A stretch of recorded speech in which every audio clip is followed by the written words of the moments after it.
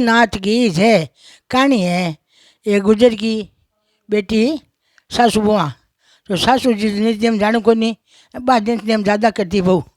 तो शिव जीरो जल चढ़ाने जावे, लोग यहाँ छोरिया भेड़ी पूजा ले, बीने भेजे दूध बेचे ने पानी लाने, बा दूध बेचे ने पी ही जाओ ये कि शिवजी पूजा करने भाई मार कन तो की कोनी कि कहीं सगन दूध है दही है माकड़े सब है। तो मैं तो जल चढ़ा तू अभिषेक कर दीजिए भगवान का कि हाँ भाई ठीक चलो लान कर दिया पेच वाला रोज को अभिषेक कर दिया भगवान को।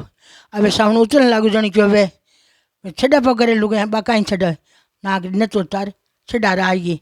सासू पूछे नत कटे अब बाका बाकी में छेपड़ी था भी छेपड़ी में गिर वेला आगे जा रहे सासू छेपड़ी फोड़ा है नथ छेपड़ी फोड़ा है नथ छेपड़ी फोड़ा है नथ क्यों भाई आ कहीं बात है कि माँ मैं भोलेनाथ के छड़ी।